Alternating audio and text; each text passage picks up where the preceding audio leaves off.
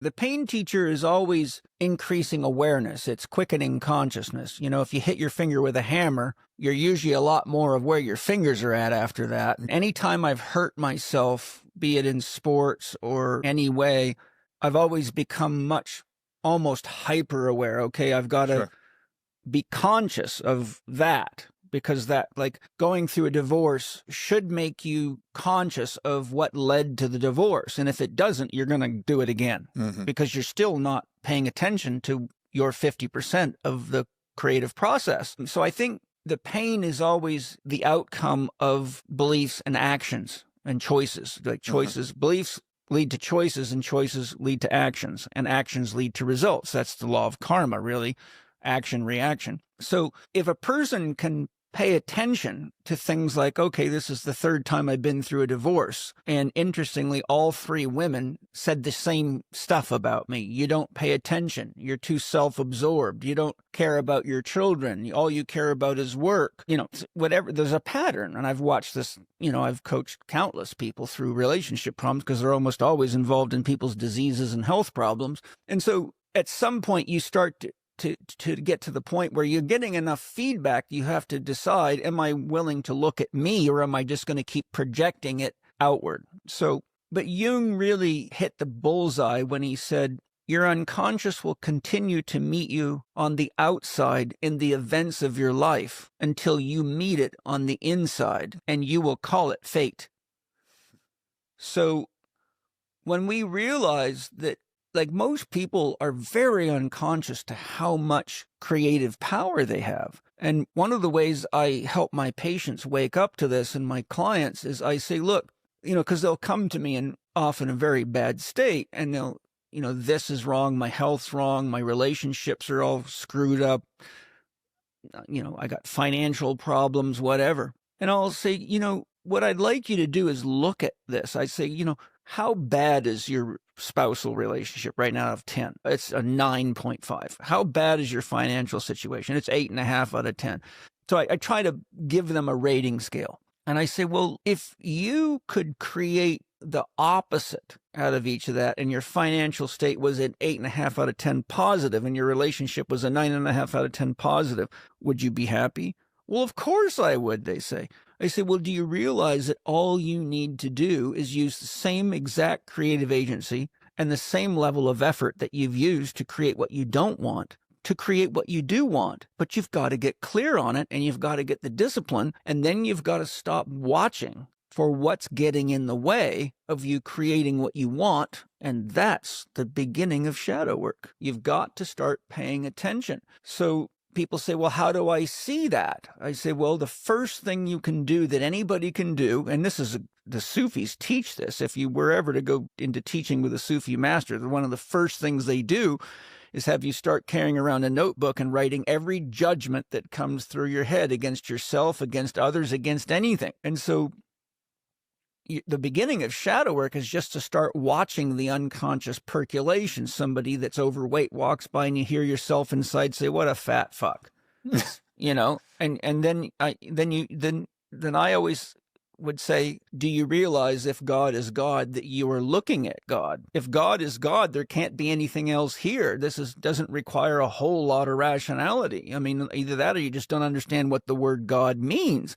So that if you start to see that God is everywhere and is everything, and you realize that every one of those judgments is separating you from God, which is separating you from source, which is separating you from the flow of your creative agency. And that by definition, because God is prime source, you get to choose what you turn pure potential or unconditional love into, because you can't know or see or experience God as that which is unconditional, because you can't have any way to relate to the unconditional. There's nothing to relate to there. It's pure potential. So once you realize that it is your intention, conscious or unconscious, that takes zero, which is the symbol for that which is unconditional, and turns it into the flow of energy and information, and because God has to experience everything to know itself, God doesn't say, I only want to experience the good. There could be no good without the opposite, dark or evil. So ultimately, what I learned and what I show people is you got to look carefully at your judgment and say, what is my intention? Well, when you call somebody a fat fuck, your intention is to somehow make yourself feel better and put them down below you, and to make a statement that there's something wrong with that person, but you're separating yourself from that person. Judgments cut. Judgments are knives. So once you start paying attention to your judgments, and then you take one step back and you say, okay, what was my real intention to say that to that person, which could be a lot of different things, you might have to sit for 15 or 20 minutes, because most people are unconscious of their intentions. And oftentimes they don't realize that they're just acting out their father's behavior or somebody else's behavior, but that's, you have no free will when you're in that level of programming. So part of recognizing the shadow elements in the unconscious is just to take time each day to observe. And in my Spirit Gym program, I teach Plotinus's teaching that the soul has three key aspects. One is the abiding function, which is the ever-present witness, which only God can create a soul. And so all souls are really God consciousness within any sentient being. So God's always abiding, because God's what's having the experience of being Aubrey, or being a dog, a cat, or a microorganism. We also have the capacity in the soul for reflection, which is memory. Without memory, we wouldn't know who we are. I mean, if I waved a magic wand and got rid of your memory, and I said, what's your name? You wouldn't know. Who are you? Wouldn't know. This is why they say about Alzheimer's, the greatest thing about Alzheimer's disease is you get to meet new people every day. So without memory, the soul has no context for self-awareness and self-realization. So we have abiding, which is consciousness itself, what I call Big C, the witness. We have reflection, which holds the memory of all our past experiences, but the soul also has the capacity to represent itself. So when we're doing shadow work, and maybe we're in an intimate relationship and, they grow you. Maybe your dream was to have some really good sex last night, but you actually made a off-color comment before bed that resulted in you sleeping with your back to your wife instead of making love. And so if you're smart, you'll think, okay, that didn't work out very well. Why did I say that?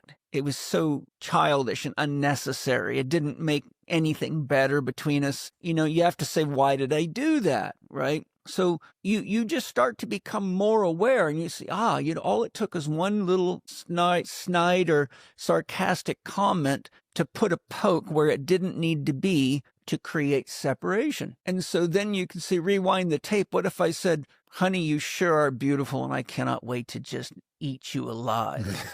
Well, it would have been a very different outcome, but all you did was change the polarity and change the intention, which means you're more conscious of your creative agency. So one who does not look into the shadow keeps making the same snide comments and sleeping with their back and going through divorces and raising children that think that's how you relate to people. And they go deeper and deeper into it, because the more pain they create, the more likely they are to fall into the victim archetype and think it's always somebody else's fault. And then the next thing you know, they're drinking too much alcohol or having addictions to subvert the pain. I found that ultimately all addictions are attempts to get safe love. And unfortunately, if we get safe love from a substance or from a distraction, like working too much or, exercising endlessly or torturing ourselves with food restrictions or whatever, we're not really looking at what we're doing. Right. We're avoiding it in whatever way we can. And so you're actually adding more shadow, because every one of those addictions and distractions is taking you further and further into the story that you're creating. Story means myth, myth means story, that you don't want to live. And we know you don't want to live because you walk around whining, bitching, complaining about it to everybody, but you keep doing it. And so the point I'm making is, I found in my work with my patients is, if I could actually help them understand what God is, and understand that they have all that power and all that agency inside of them. And if you don't believe me, I say just walk around telling people how ugly and how stupid they are, and treat them poorly, and watch what happens in your life.